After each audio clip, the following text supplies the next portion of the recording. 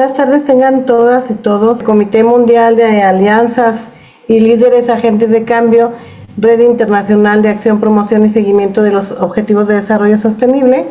En calidad de directora internacional en educación multidisciplinaria del Instituto Social Altruista Profesional Ciudadanos Honoris Causa, y en colaboración con Consultores Piloña, la Universidad de Occidente 1, la Universidad Metropolitana de Jalisco UMJ y el Instituto Latinoamericano de Asesoría Jurídica y Género y aliados, entre otros, tiene el honor de recibirlos aquí a cada uno de ustedes a esta magna conferencia denominada Mujeres en el Delito y su Prevención. Este gran tema va ligado estrechamente con los Objetivos de Desarrollo Sostenible de la Agenda 2030, particularmente con el objetivo número 5, el cual se desprende que habla de la igualdad de género, promoviendo lo que es la prevención, también la inclusión plena de las mujeres, ¿sí? Y el objetivo número 10, que nos habla de lo que es de la reducción de desigualdades, ¿no? Impulsando lo que es la equidad y la justicia social, además del objetivo 16, que habla de la paz, justicia, instituciones sólidas, a lo que refiere el fortalecimiento de la cultura de la paz y el acceso a la justicia, lo cual pues también debe de prevalecer, aunado también a lo que es el objetivo número 17, donde señala las alianzas para lograr dichos objetivos, ¿no? Y pues que es importante sumar el esfuerzo entre instituciones, sociedad civil y academia. Por lo tanto, pues esta grata conferencia y muy interesante, que es Mujeres en el Delito y su Prevención, por parte de la licenciada en Trabajo Social y abogada, maestra Angélica Rivera Ortega. Entonces voy a compartirles una parte de su breve reseña curricular, porque la verdad está muy larga su reseña, muy interesante, y quiero comentarles pues que he sido una gran ponente con este tema en diferentes lugares, universidades, y creo que por ahí la vi en la Ciudad de México también en una presentación. Entonces la verdad está muy interesante todo esto que maneja ella por el tema y el conocimiento que tiene en la materia. Ella es trabajadora social, es licenciada en Trabajo Social, pero además es abogada, tiene formación en terapia de familia, tiene la especialización por práctica profesional en sistemas penitenciarios, es diplomada con actualizaciones cada año desde el 2011 en Derechos Humanos en la Suprema Corte de Justicia, es presidenta del Colegio de Profesionales del Trabajo Social del Estado de Jalisco, y actualmente ella es vocal del Consejo Consultivo de Honor y Justicia. Tiene un entrenamiento en la currícula de tratamiento universal para los trastornos de uso de sustancias por la OEA. También es diplomada contra la trata de personas por fin de la esclavitud AC. Tiene una experiencia laboral como ex titular de centros penitenciarios con 31 años de experiencia laboral, siempre en ascenso en diversos cargos, desde coordinaciones de trabajo social, jefaturas, subdirecciones en centros penitenciarios desde el año de 1986, con niños, niñas y adolescentes, tales como la Granja Industrial Juvenil de Recuperación, que es Descopres. Como trabajadora social, ha sido coordinadora de trabajo social, subdirectora técnica y directora en la Clínica de Control de Conducta de Descopres. Como trabajadora social y terapeuta familiar y jefa de la unidad en Casa de Protección Social,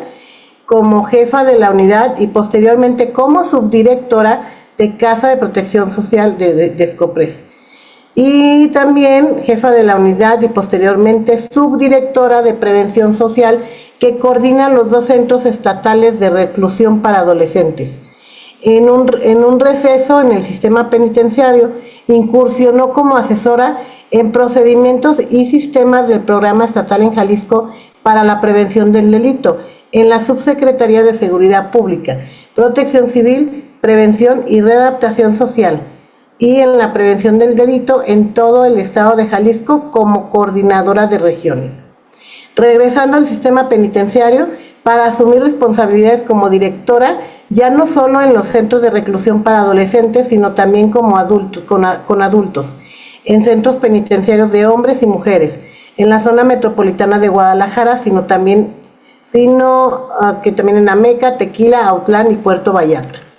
Actividades paralelas como entrevistadora de campo en el Centro de Investigación y Estudios Superiores en Antropología de Occidente, como docente en institutos educativas particulares y públicas, tales como IDEA, Educativa AC, con las materias de Psicología Infantil, Puericultura en la Universidad de Guadalajara, Centro Universitario de Ciencias Sociales y Humanidades, División de Estudios Políticos y Sociales, Departamento de Trabajo Social. Con la materia práctica del trabajo social jurídico y también como docente en el diplomado de criminología en el Instituto Jalisciense de Ciencias Forenses con materias relativas a los sistemas penitenciarios. También en Academia de Policía y Vialidad del Estado de Jalisco como docente en la licenciatura de Seguridad Pública de las materias de introducción a los sistemas penitenciarios, adaptación y readaptación total, ética y derechos humanos en el sistema penitenciario y seguridad penitenciaria, contingencias penitenciarias. Y además asesora en la elaboración de los módulos que integraron la trayectoria curricular del bachillerato en seguridad ciudadana a desarrollarse en la preparatoria de Chapala y el CEMS de la Universidad de Guadalajara. Actualmente es jubilada de Gobierno del Estado a partir de junio del 2017, iniciando actividades profesionales de manera independiente. Es orientadora y terapeuta familiar, asesora jurídica en el campo de beneficios, de libertad condicional, perito en trabajo social independiente, segunda secretaria en la FENACOSMES, Federación de Colegios de Trabajadores Sociales Mexicanos Unidos por el Gremio ACE. Es administradora general del condominio Coto Sabana, el Parque 03 en el fraccionamiento Praderas de Centinela, Zapopan. Conferencista en diversos cursos, conversatorios y ciclos, conferencias, entre otros. Escribiendo sobre la práctica profesional con diversos artículos y 2 libros en proceso de experiencias en el sistema penitenciario como servidora pública del Estado, con diversas participaciones en artículos profesionales y capítulos de libros con enfoque penitenciario. Y bien, pues la verdad es un honor porque también en la licenciatura de Seguridad Pública pues fue mi maestra en cuestión en la materia del sistema penitenciario y la verdad es un honor, maestra, que me haya aceptado la invitación y pues le cedo el uso de la voz y le doy la bienvenida pues a este espacio de conexión, ¿sí?, en el cual va a estar compartiendo pues con diferentes áreas. Bienvenida, maestra Angélica Rivera Ortega. Adelante. Muchas gracias, maestra Cristina. Un honor haberte tenido como alumna y ver ese crecimiento profesional que has tenido y que sigues teniendo, y esta importante labor que ahora estás haciendo aquí en esta red internacional de acción y promoción de estos grandes temas, ¿no? Y bueno, pues aquí agradecida con todos los presentes y las presentes, porque vamos a hablar de un tema que a mí en lo particular me apasiona, pero también me duele. Y es el tema de las mujeres, pero en una circunstancia muy dolorosa para la sociedad y muy dolorosa para las familias. Quiero decirles que este tema ha sido poco abordado y atendido, que es lo principal, dado que la delincuencia se ha atribuido de entrada como si fuera también una prerrogativa de la masculinidad, ¿no? Y no porque nos peleemos por tener privilegios en ello, ¿no? Sin embargo, sí hacer la acotación del por qué estamos abordando este tema y desde los vértices que la pueden explicar y que en un momento dado la podríamos atender. Vamos a abordar un poquito la incidencia delincuencial femenina en México y Jalisco, haciendo un análisis de la génesis, las características y estrategias de la prevención que podemos hacer en este sentido, pero desde una perspectiva social, cultural y de género. Con la idea de ver qué cosas ya se están interviniendo o cuáles todavía nos falta por atender en esto y que cómo es que la delincuencia femenina aparece en estos momentos y de esta manera.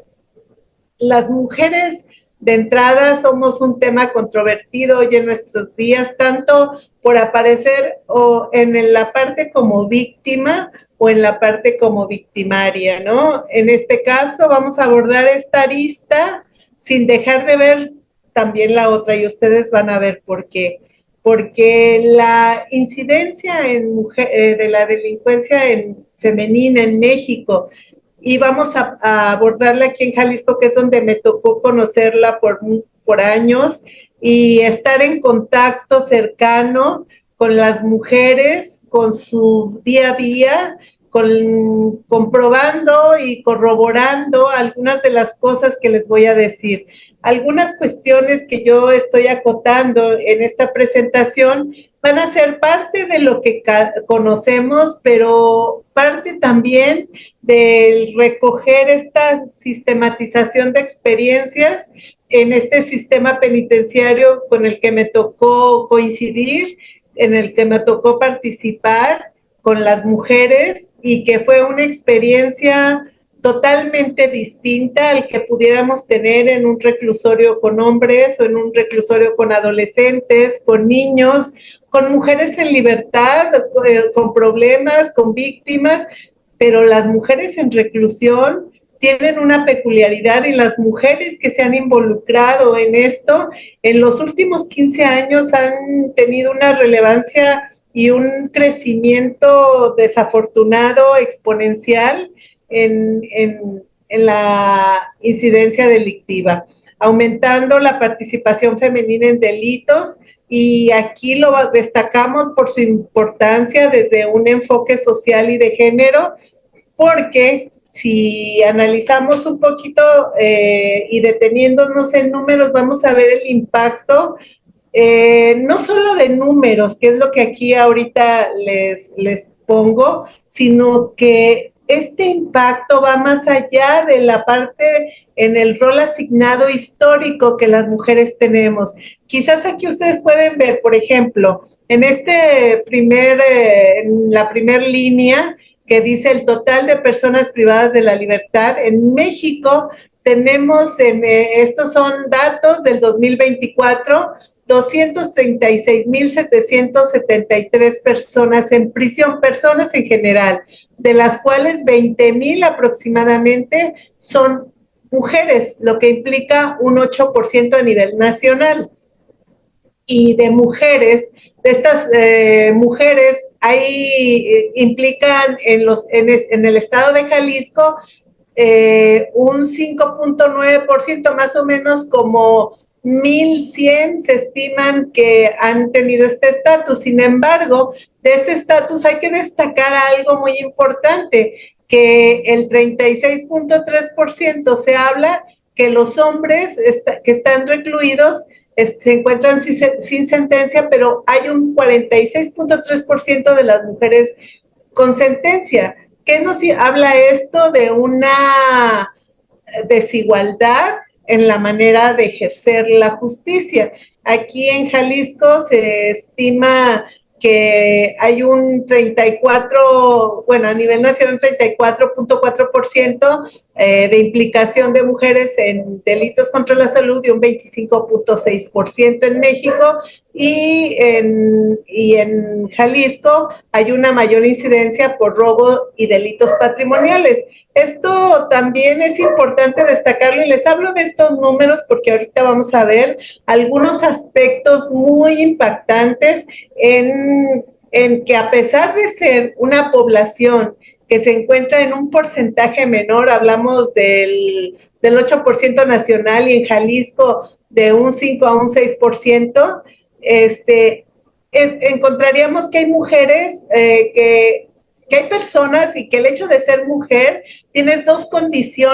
tres condiciones que son muy especiales. Mujeres embarazadas, mujeres en lactancia y mujeres madres en prisión. Estos tres roles, estas tres condiciones nos van a señalar una peculiaridad muy específica en las mujeres que han cometido algún delito y que fueron detenidas. Esta información es de las que se encontraron detenidas, de las que inclusive en llamadas al 911 se han denunciado, ¿no? Como implicadas en esto. Y encontramos que, aunque pareciera bajito estos números, por ejemplo, en Jalisco, encontraríamos que más o menos hay en el 2024 hubo de 20 a 25 mujeres con niños en prisión. Y y más o menos duran de 2 a 3 años. En algunos estados han quedado hasta 5 años, pero la ley establece hasta los 3 años, ¿no? Estos datos nos hablan que es así en lo general. Hay una menor participación de las mujeres en reclusión, hay un 6%, digamos, en una proporción general, pero enfrentan mayor proporción sin sentencia, un 46%, por lo menos aquí en el estado de Jalisco, y el patrón es similar en todos los demás, predominando delitos patrimoniales y contra la salud. Y encontramos en reclusión mujeres en embarazo, lactancia y maternidad, que estos son temas muy críticos en materia de derechos humanos. Y en Jalisco, al menos hasta marzo de este año, había de las personas privadas de la libertad 359 procesadas y 195 mujeres sentenciadas en penales estatales. Esto se refiere no solo al penal que está en Puente Grande, sino al conjunto de las personas privadas de la libertad en la Comisaría de Reinserción Femenil y también entendiendo que en nuestro estado hay 11 reclusorios, de los cuales son el estatal que se encuentra aquí en Puente Grande de mujeres y hay 2 mixtos grandes, digamos, para más de 1,100 personas privadas de la libertad en Puerto Vallarta y en Ciudad Guzmán, que tienen alrededor de 50 mujeres,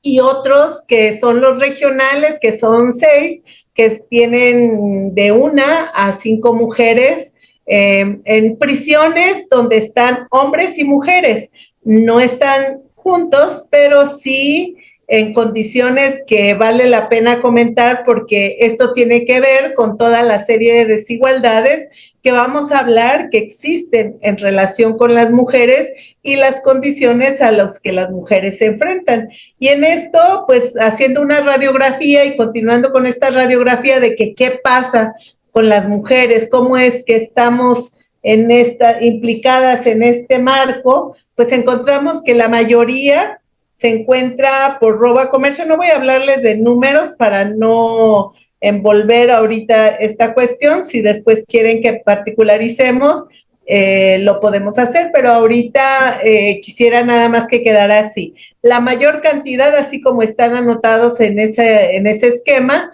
están por robo a comercio y transeúnte. Narcomenudeo, delitos patrimoniales, secuestro y homicidio y delincuencia organizada. Estos son a nivel nacional y a nivel estatal la incidencia y así en ese orden de presencia delictiva en ellas. Aquí quiero mencionarles algo muy particular que a diferencia de lo que me tocó ver en los centros de reclusión para hombres, en la parte de homicidio hay una característica muy peculiar que son las menos, sin embargo son de alto impacto, las mujeres que han privado de la libertad de la vida, a sus hijos, a las parejas o a las parejas de sus parejas, por alguna cuestión de un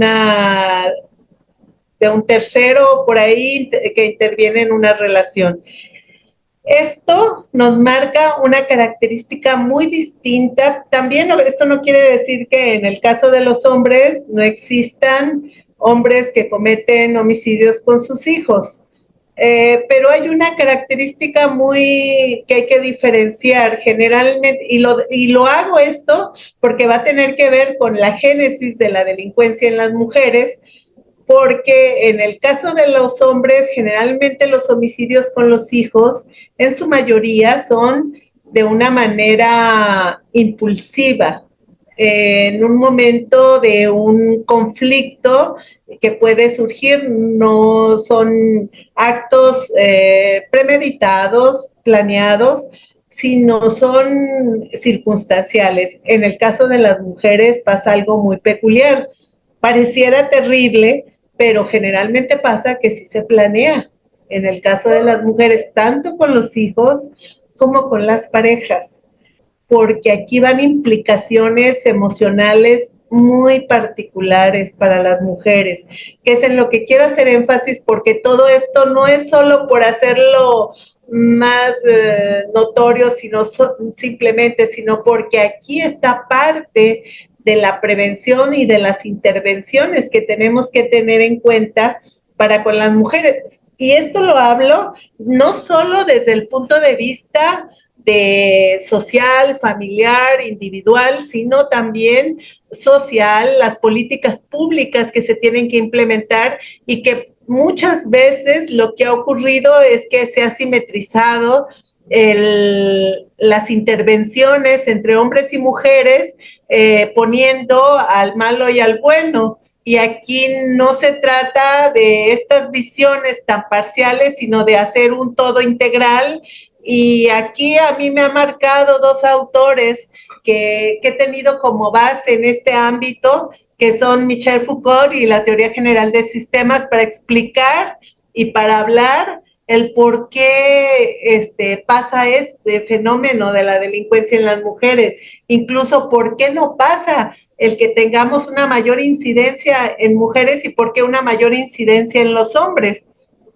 Y aquí se ha tratado de explicar a través de la teoría del control, y que mucho de esto lo explicaba Michel Foucault en la cuestión de las sociedades patriarcales también, en donde la delincuencia pues se ha atribuido más a las mujeres, y que las mujeres han estado más sujetas a una represión en cuanto a la conducta social y una mayor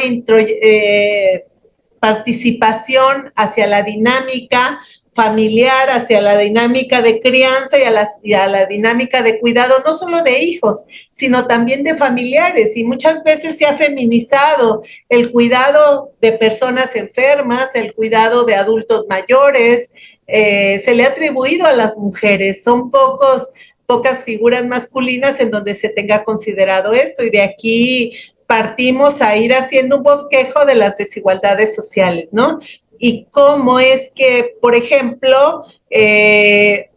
las mujeres puedan en un momento dado estar menos proclives a la delincuencia que el hombre. Y se dice que a veces en nuestra sociedad está más expuesto la figura masculina para el delito, nada más por el hecho de ser hombre, ¿no? Entonces, aquí tenemos que tener una visión más integral para ir acotando cuestiones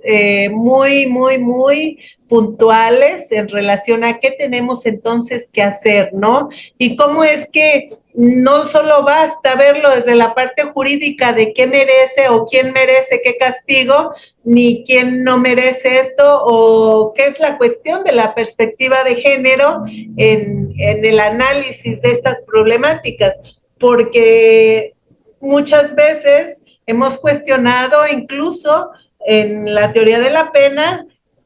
por qué una cantidad determinada de años para tal delito, y además en tratándose de hombres y en tratándose de mujeres sea igual, y cuando las circunstancias muchas veces son distintas, y se ha hecho además la pena de prisión como una venganza social, no como una idea de que vamos a modificar en tal tiempo,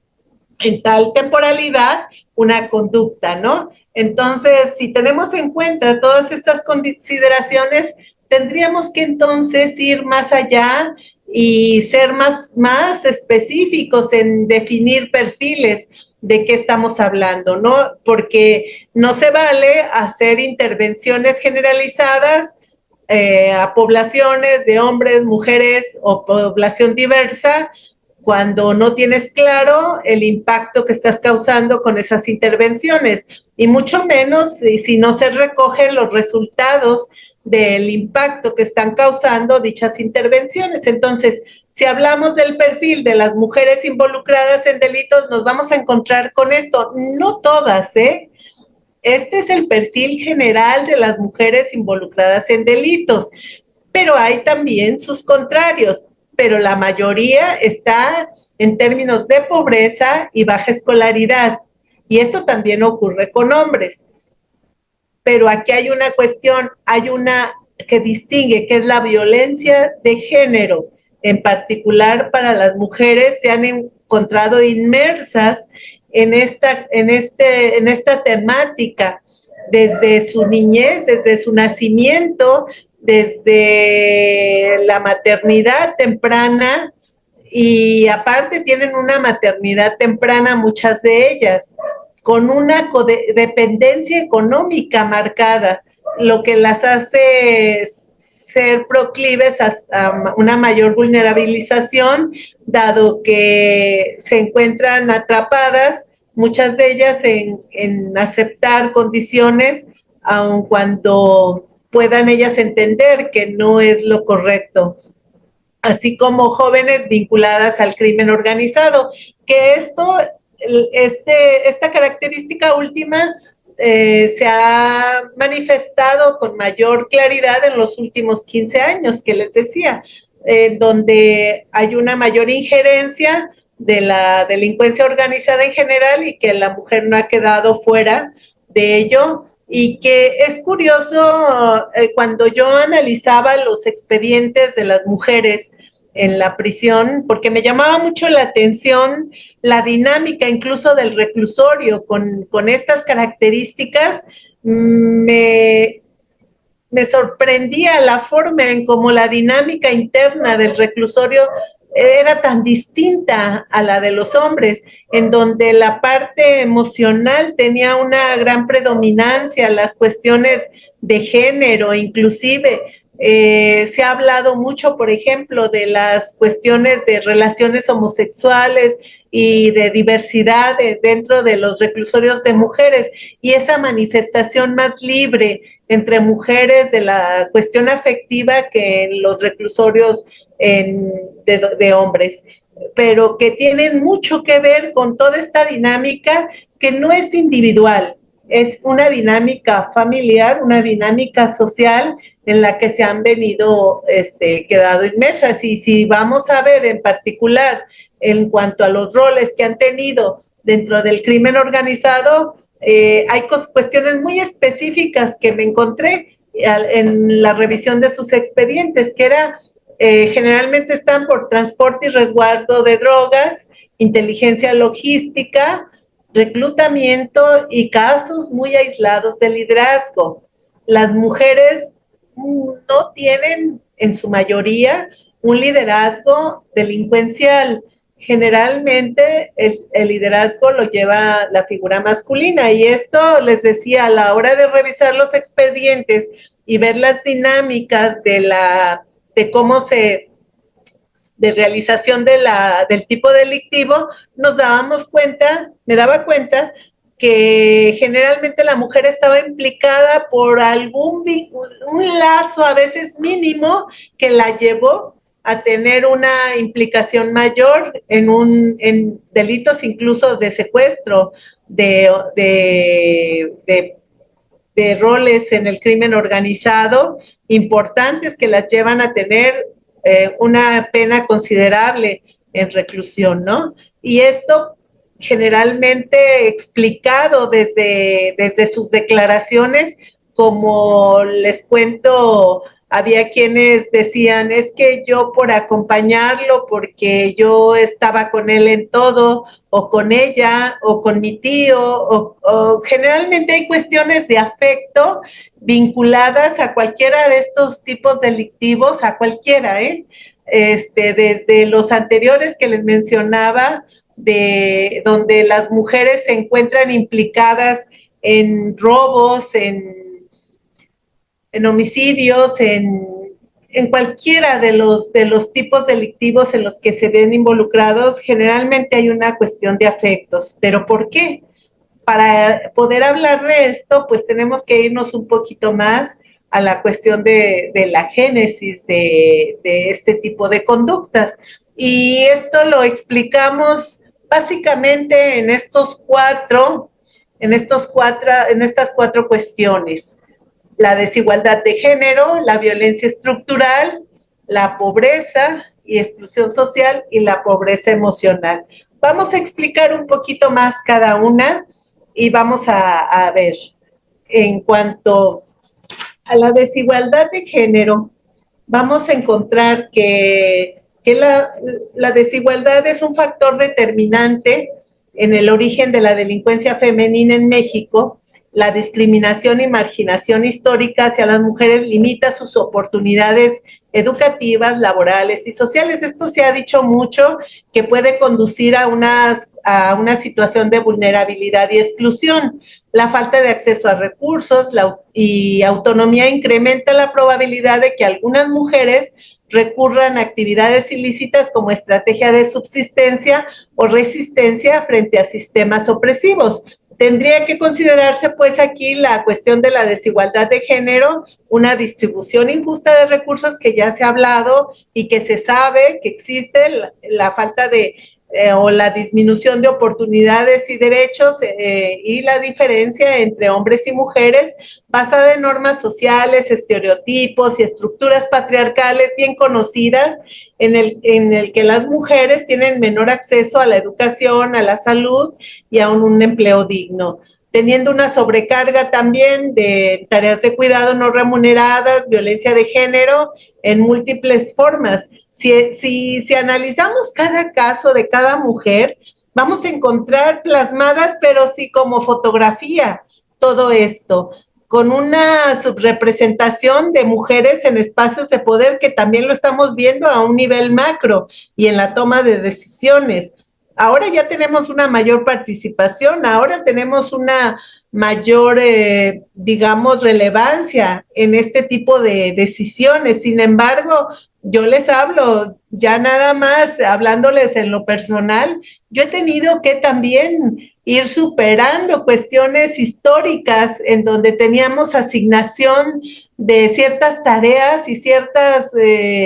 funciones que como mujeres teníamos que realizar y que al momento de ejercer profesionalmente también las tenemos que trabajar en nosotros, que no podemos solo hablar de ellas y tampoco no las estamos trabajando en nuestra vida personal. Aquí el cambio también parte de las personas que ejercemos una función junto con estas personas. Esta desigualdad no se puede ver atendida si no nos atendemos los que ejercemos una función con ellas, porque imagínense, si yo estaba ejerciendo una función de directora y veían repetir roles de los que ellas han vivido y que a ellas las llevaron a prisión y que yo los repita en mi relación con ellas y con sus familias,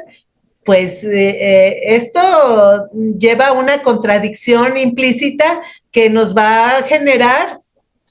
una falta de credibilidad ante al ejercicio de la autoridad y ante el ejercicio, si lo vemos todo como un sistema del cambio, ¿no? Entonces sí tenemos que ser muy congruentes al momento de intervenir y al momento de hablar de esto. ¿Cómo yo misma he podido o he tenido que superar muchas cuestiones de este tipo, de esta estigmatización, de estas brechas salariales, de ese trabajo doméstico y de cuidados que se ha atribuido a las mujeres, que dedican más del tiempo que los hombres a tareas no remuneradas, la violencia feminicida, que ha sido una violencia extrema con mujeres por razones de género, que sigue siendo una crisis en América Latina y que fuera de hacer un ejercicio de atención, se han sumado acciones que solamente han hecho una simetría en la relación entre hombres y mujeres, cuando tenemos que disminuir desigualdades, pero también tenemos que entender las diferencias que existen entre unos y otros. Y esto conlleva una tarea muy, muy importante para poder llegar a tener políticas públicas con una perspectiva de género que reconozcan y atiendan también las desigualdades estructurales. Y pues aquí, hablando de esto, pues tenemos la violencia estructural, que esto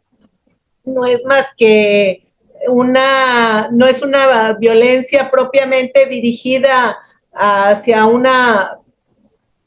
de una persona o un acto, sino que es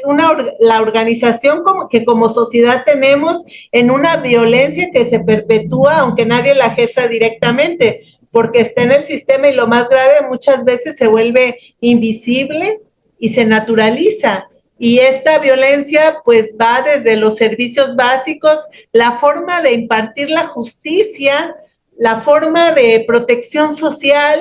Las mujeres en Jalisco y otras regiones se enfrentan contextos, sabemos, de violencia familiar, comunitaria e institucional, que las empujan hacia la delincuencia, ya sea como víctimas o como participantes activas. La normalización de la violencia y la ausencia de redes de apoyo contribuyen a la reproducción de patrones delictivos. Ustedes han visto casos muy recientes de cómo las mujeres han participado, pero también cómo han sido victimizadas en esta vorágine de violencia estructural, en donde a algunas les toca estar de un lado, pero si se descuidan están del otro lado de manera inmediata. Es tan la brecha entre una y otra circunstancia, a veces es tan débil, que sí tenemos que tener mucho cuidado de qué manera tenemos que, como instituciones, ir frenando estos sistemas patriarcales desde los modelos educativos, médicos, religiosos, que reproducen roles de género rígidos y excluyentes, con una normalización de la violencia de género desde el acoso callejero hasta el feminicidio. Muchas formas de violencia se toleran o se minimizan. Y todo esto, pues, al final de cuentas, invisibiliza el trabajo de las mujeres, las acciones de las mujeres. Y no es porque me convierta en una feminista radical, pero sí creo que también tenemos que atender como mujeres, pero también tenemos que atender a los hombres, porque tampoco podemos radicalizar de un lado y de otro, porque sabemos que en el gran extremo está la mayor incidencia delictiva, está en hombres, y en mujeres está la menor. Sin embargo, no por eso tiene que ser desatendida, y a veces es lo que ha pasado. Los esfuerzos y, por ejemplo, los protocolos en prisiones se van de manera masculinizada, pero no se atiende, y ha sido una gran crítica a las mujeres, porque los protocolos hacia mujeres solamente existen si tienes hijos en prisión, si te tiene que atender un ginecólogo, pues va a ser así como de manera eventual, no es lo cotidiano que se tenga un ginecólogo, o no sé si ahorita, pero hasta donde yo tengo conocimiento, no había un ginecólogo de planta en el reclusorio de hombres, ni tampoco un pediatra de planta, a pesar de que hay niños en prisión. Y tampoco todos sabemos y todas que hay enfermedades exclusivas que atacan más a hombres que a mujeres. Igual también tenemos otra cuestión aquí, dentro de esta violencia estructural, la cuestión de la diversidad, porque también me tocó vivir mujeres trans que estaban recluidas en lugares, en reclusorios de hombres, pero tampoco se tiene en los reclusorios de hombres temporalidad para poder tener a los hijos, solamente se puede tener con las mujeres. y las cuestiones de cuidado y de cercanía con el padre no existen. Entonces estamos reproduciendo estructuralmente el alejamiento entre padres e hijos y la madre con sus hijos. O sea, a la madre sí se le permite los 3 primeros años de vida que esté con el hijo, mientras que los hombres pierden el contacto totalmente con sus hijos. Y ustedes, les comento que, por ejemplo, ustedes verán afuera de los reclusorios de hombres las filas enormes para poder ingresar, y en los reclusorios de mujeres son filas cortas, por un lado porque son menos, pero por otro lado ustedes vean quiénes van a visitar a las mujeres y quiénes van a visitar a los hombres. Casi siempre las parejas masculinas se alejan de la visita familiar con mujeres, y la mujer generalmente está ahí presente, y la madre y la tía en los reclusorios de hombres. Y está la población diversa también, y sin embargo también está siendo excluida, y que también hace funciones maternas y paternas. Y tenemos una gran problemática aquí que todavía, como es menor, no se ha extendido a un abordaje más integral, y que soslayamos como muchas otras cosas, ¿no? Pero que es necesario explicarlo ahora para poder entender cómo es que las mujeres se involucran en esta cuestión delictiva, que también no podemos excluir la cuestión de la pobreza y la exclusión social, que va de la mano con las dos anteriores, y que tiene que ver con pues toda la parte económica, y que no voy a repetir todas las fases que de alguna manera se repiten exclusivamente en esta parte del rol socioeconómico de las mujeres en nuestra sociedad, ¿no? En donde hay una gran prevalencia. Nos habla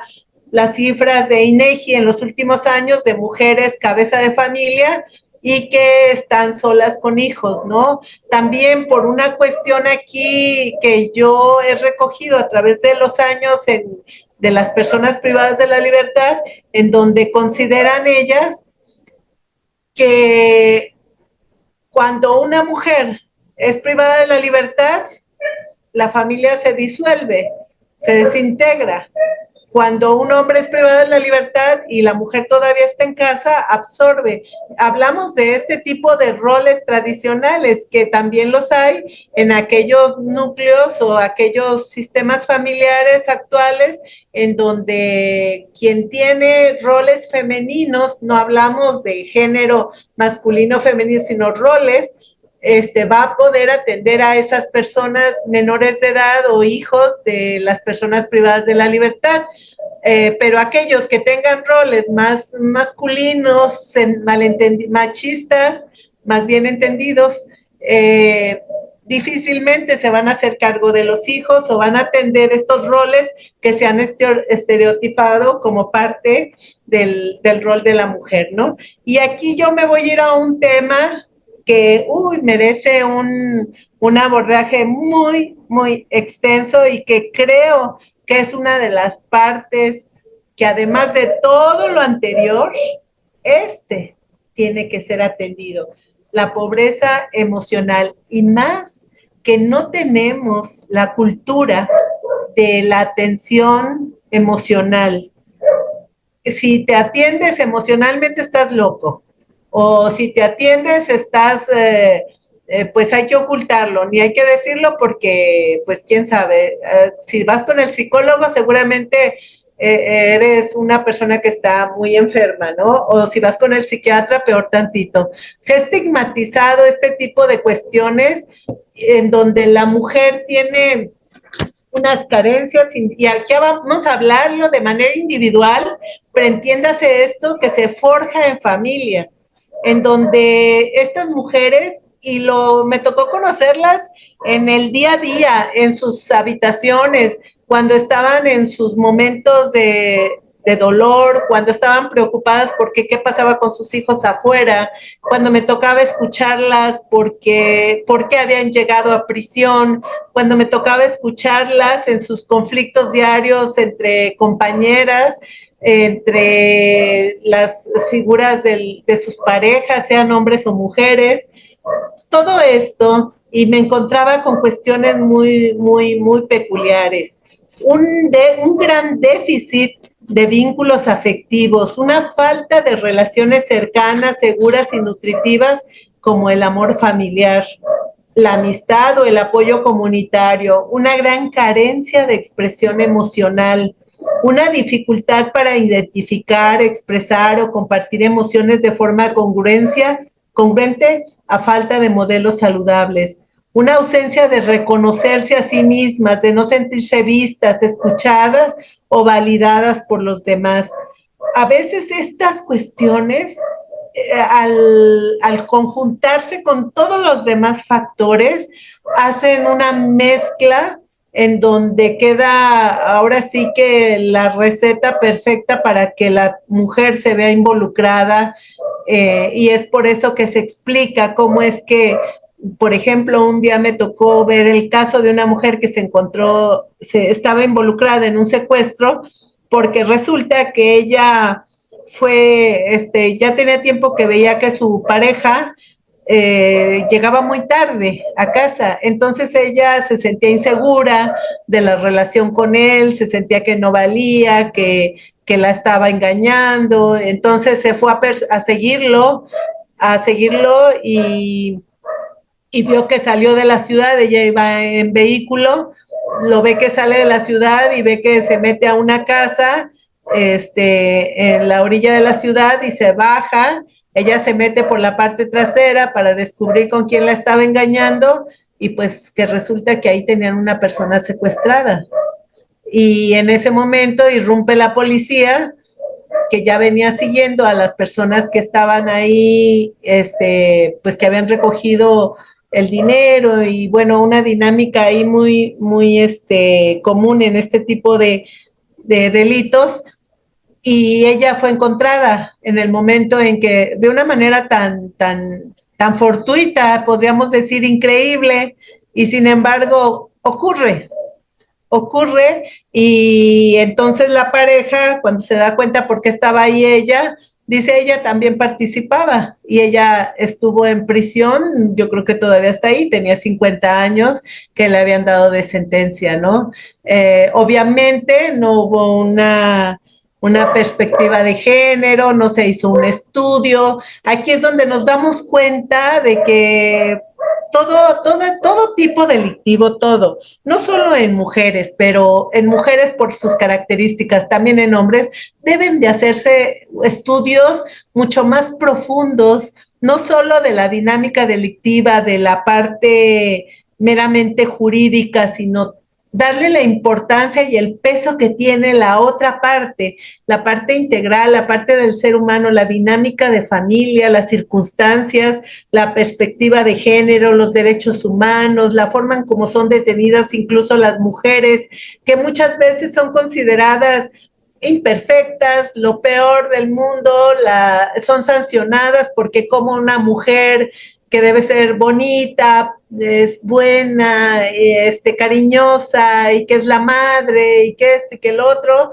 ¿cómo es que se involucra en delitos? Entonces hay que acribillarla porque socialmente, porque es una persona que se sale de los estándares de las expectativas de las mujeres, ¿no? Y esto permea, inclusive, aunque pareciera que no, pero a nivel del momento de los razonamientos jurídicos que se hacen para sentenciar o para dictar la reclusión de una mujer. Y que pareciera que no, pero ha tenido un gran impacto en esto y no nos damos cuenta que hay mujeres que por una baja autoestima, una sensación de vacío, dificultades para establecer relaciones sanas y que con el deseo de que las atiendan, de que el hombre o la mujer o la pareja o el tío o la abuela las atienda, pues se dejan ahora sí que llevar por ese tipo de relaciones y se involucran en lo que sea, porque son capaces de hacerlo todo. ¿Por qué? Porque están muy vulnerables con esta pobreza emocional y si lo vemos desde una mirada crítica, podemos explorar desde la biopolítica, que la pobreza emocional puede verse como una exclusión simbiótica en sociedades que priorizan la productividad, el consumo o el rendimiento. Los afectos pueden quedar relegados y ciertos grupos, como personas en situación de calle, migrantes, adultos mayores y mujeres, entre otros, pueden ser emocionalmente marginados. La pobreza emocional, que no solo es individual, también puede ser estructural, nos lleva a estas relaciones desiguales, con cargas emocionales, violencias, autoanulación y que te puedas involucrar en el crimen organizado. Vamos a abordar, casi que queda como por consecuencia las intervenciones. Aquí rápidamente les digo, pues, ¿qué tenemos que hacer? Pues ampliar el acceso a la educación y fomentar el empoderamiento económico de las mujeres. No pelearnos con los hombres, ¿eh? Esa es una parte que yo he hecho una gran crítica a esas políticas de ponerlos y hacerlos sentir como que son los malos y que no, también tienen muchas cosas que ser atendidos, ¿no? Y si hablamos de la delincuencia en el hombre, nos vamos a encontrar con cuestiones muy especiales que tenemos que atender y no basta con una pena de prisión o con que se vean que pueden ser castigados, ¿no? Tenemos que ir al fondo y si queremos atender socialmente esto, tenemos que ampliar el acceso a la educación, políticas públicas con perspectiva de género, una justicia restaurativa y real de reinserción social, tener una educación con enfoque de género y diversidad, desmontar esos estereotipos desde la infancia, no seguirlos reproduciendo. Tenemos que trabajar en cuestión educativa mucho más con esto, con las políticas públicas feministas que den una mayor claridad en los derechos, la autonomía, la protección, pero también una mayor sororidad y organización colectiva, que las luchas feministas han sido claves para visibilizar, pero también a veces para acentuar desigualdades, para que han sido pretexto de algunos para acentuar esas desigualdades y en las cuotas de género en política han sido determinantes en esta cuestión para ir abordando, pero tenemos que hacerlo desde adentro, desde nosotros, desde nuestra casa, desde cada quien, ¿no? Hacer esa transformación, para que se llegue a esa transformación institucional, yo creo que esa reforma de leyes, protocolos, prácticas desde una perspectiva feminista, tenemos que creerlo nosotros mismos de nosotras y de nosotros y creer que las mujeres pueden tener una educación crítica que cuestione los mandatos de género y promueva la equidad, una organización colectiva, una interseccionalidad. Esto es bien importante, reconocer que no todas las mujeres viven la violencia estructural de la misma forma. El género se cruza con la clase, la raza, la discapacidad, la orientación sexual, etcétera. No podemos hacer generalizaciones tan prácticas porque no vamos a resolver esta circunstancia, ni en los hombres ni en las mujeres. Yo creo que el día que trabajemos más con la delincuencia femenina, que de por sí es un fenómeno complejo, vamos a incidir de manera, ahora sí que directa, proporcional hacia la delincuencia también en hombres. Requerimos enfoques más integrales con perspectiva de género, con la clave es fortalecer la prevención y la reinserción social. Aquí les dejo alguna bibliografía, les dejo la presentación con la maestra Cristi para que se las pueda compartir y puedan revisar algunas de estos autores que he revisado y que yo considero que es importante. Esto es nada más así como un sondeo en lo que hay que profundizar, hay que hacer más investigación. Mi intención es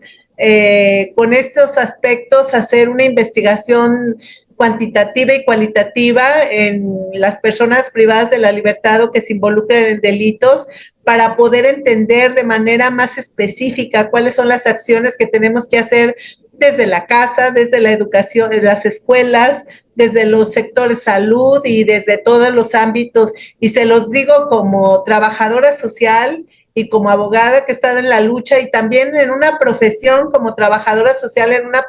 en una profesión feminizada, y por el otro lado, en el derecho, en una profesión que se había citado solo para hombres y que ahora afortunadamente ya hay muchas mujeres que intervenimos en esto y que estamos luchando porque se vaya reduciendo estas desigualdades sociales. Y bueno, por mi parte, de momento es lo que les digo, estoy a sus órdenes para alguna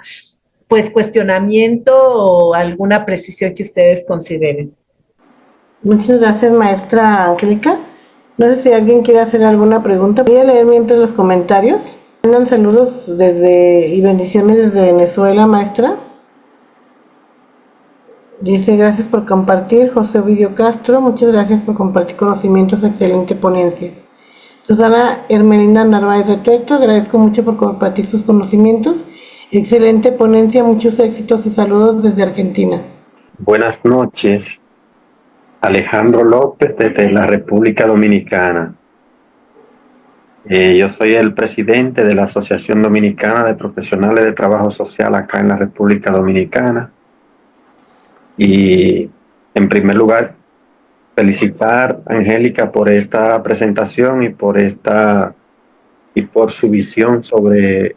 este interesante trabajo que tiene que ver con el enfoque de género en el sistema penitenciario. Nosotros en República Dominicana actualmente estamos en una fase de establecer una reforma penitenciaria en todo el sistema a gran escala. Nosotros tenemos cerca de 25,000 privados de libertad. Sin embargo, de ellos, solo 500 son mujeres. Lo que se evidencia en esta cifra es que en nuestro país y quizás en otro de América Latina, la tendencia es que los hombres son más propensos a cometer delitos que lo lleven a tener la condición de privación de su libertad. Nosotros estamos dentro de la reforma que se inició en el 2003, pero se detuvo por múltiples razones y ahora desde el año pasado se está impulsando desde una nueva plataforma. Estamos impulsando todo el tema del enfoque de género a nivel del sistema penitenciario, pero estamos comenzando ahora. Entonces, quisiéramos saber en este tipo de modelo latinoamericano qué cosas pueden ser como más funcionales. Nosotros inicialmente lo que hemos pensado es en programas específicos para privadas de libertad. Actualmente se están desarrollando programas de formación técnica en los recintos, pero también nosotros hemos querido ver si podemos enfocarlo también desde el punto de vista de la parte familiar y desde el punto de vista comunitario, en el sentido de cómo trabajar con los hijos e hijas de mujeres privadas e incluso de los privados de libertad, para que ver de qué manera podemos lograr que haya una conexión y que se pueda mantener la relación y la dinámica familiar y que la privación no sea una limitante para la familia en sentido general.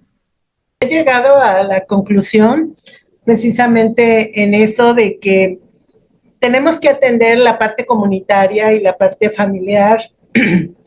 cuando una persona se encuentra privada de la libertad y desde antes y después, yo creo que todo el tiempo. Sin embargo, en esta circunstancia especial, creo que sí. Tuve la experiencia de trabajar en una población, en una región de acá de México, en el estado de Jalisco, allá por la parte de Sierra de Amula que le llamamos y la costa, cerca de la costa sur-norte. Autlán de Navarro se llama esa prisión, y allá tuve la fortuna de poder trabajar en Jalisco. Aquí en México se dividen por municipios el estado, entonces eran 18 municipios los que circundaban esa prisión y las personas que estaban en esa prisión llegaban y bueno, yo siempre he sido partidaria. Mi visión ha sido de trabajar no solo al interior de la prisión, sino fuera. Y y lo que hice fue tratar de convocar, hicimos, porque fue todo el equipo interdisciplinario, tanto trabajo social, psicología, los abogados, los directivos, y aquí involucramos y presentamos este proyecto como un proyecto piloto de incluir a todos los presidentes municipales, a las personas involucradas en los sistemas de desarrollo de la familia, de la que le llamamos ACADIF, y algunas otras instituciones que se sumaron con la finalidad de que de atender a los hijos mientras las personas estaban en prisión, a las personas que estaban en prisión y su vinculación con la sociedad, al momento que la persona salía de prisión y se involucraba otra vez con su comunidad, y que esta reincorporación fuera de manera con seguimiento desde la prisión, desde dentro, y cuando salían a través de las áreas que involucraban a la atención en comunidad. Y esto nos dio un resultado en 5 años, 6 años me tocó trabajar ahí. En 6 años hubo una disminución de la incidencia delictiva, a pesar de que en esa zona se encontraba implicado la delincuencia organizada de manera importante. De muchos he sabido que por allá vivía una persona involucrada en la delincuencia organizada de nombre importante para ellos, y que aún así se pudo trabajar con las comunidades, se pudo trabajar de cerca con las personas privadas, se logró una armonía inclusive adentro de la institución para aceptar el tratamiento psicológico, social, las intervenciones psiquiátricas con aquellos que era necesario, que los hijos quedaran a buen resguardo, que no quedaran con cualquier persona, que darle un seguimiento a los hijos cuando los padres estaban en prisión, y así toda una serie de acciones de acuerdo a cada caso y a cada circunstancia, y tanto dentro de la prisión como fuera. Y yo creo que esa es una estrategia que cuesta de todo, porque cuesta también modificar nuestra visión, tener una visión más integral, también cuesta dinero y cuesta prepararnos, porque desde ahí, desde cómo ejerces tú como autoridad, qué acciones tomas, viene el cambio. Y yo todavía a estas alturas de mi vida sigo creyendo que las cosas pueden cambiar, que las cosas pueden ser diferentes, y que podemos ir dejando ciertas cuestiones. Por eso sigo escribiendo y por eso sigo hablando de esto. Por eso no me he rendido a que me jubilé y que ya abandono todas mis intenciones y aprendizajes y experiencias, porque creo que sí tenemos que hacer una intervención más completa. Entonces yo estoy totalmente de acuerdo con usted en este sentido de abordar la familia, la comunidad, y abordar las instituciones desde adentro, no creyendo que solo el que está adentro es el que está mal y es el único que debe ser atendido, ¿no? Como nuestros códigos penales luego lo establecen. Muchas gracias, maestra Angélica. Voy a leer rápido los comentarios antes de concluir. Bueno, nos mandan saludos desde Apaseo el Grande, Guanajuato. Fue Mariana Buenrostro. Refiere también desde Francisco Roberto Quiroz Navarro, estuvo de lujo la ponencia. Muchas gracias, Lick. Saludos desde San Francisco del Rincón, Guanajuato. Y desde Guanajuato también nos saludan desde Apaseo. Y Laura Olivia Cerda Vázquez, muchas felicidades, maestra Angélica, por excelente ponencia, y gracias por compartir su experiencia, la cual nos es muy útil. Gracias, maestras, excelente tema, gracias por la invitación, saludos desde Zapopan, Jalisco. Muchos agradecimientos. Y refiere Gloria Torres Lara, extraordinaria ponencia, comparto todas sus alternativas o su visión en el tema, saludos desde Morelia, Michoacán. Y bueno, pues al ver que no hay más participación, pues no me resta más que mencionarle, tal y como usted lo señaló, sí, lo importante que es trabajar pues en colaboración, ¿no? Sociedad, gobierno y instituciones educativas también, sí, referente pues al trabajo, y aparte a la importancia de todos estos protocolos en un momento dado para la atención, como bien lo refirió, multidisciplinaria de manera integral, ¿no? y como bien lo dijo usted, maestra Angélica, pues aquí tenemos que seguir trabajando para dejar huella, pero que esta huella realmente conlleve un cambio, ¿verdad? Un cambio a estas áreas tan importantes que pues todavía existen. Y quiero expresar pues mi más sincero agradecimiento tanto a usted, maestra, por esta magna conferencia denominada Mujeres en el Delito y su Prevención, pero también a todos los cibernautas y a todos los que ahorita están conectados desde los diferentes lados de la República Mexicana, y no nomás de la República Mexicana, sino que en diferentes países que están conectados atendiendo al llamado por el compartir el conocimiento que usted nos ha dado, maestra. Y bueno, pues somos aliados para también compartir, aprender, y en un momento dado, como bien lo dijeron desde República Dominicana, pues tomar de ejemplos otros países para también hacer lo propio de cada uno de nosotros, ¿no? Y pues bueno, mi reconocimiento especial a usted, maestra Angélica, y a todos ustedes por la participación que han tenido y el compromiso que han tenido en esta conferencia y en todas las conferencias que se han llevado a cabo, que es en general un gran compromiso, porque entre todos y todas y todos juntos,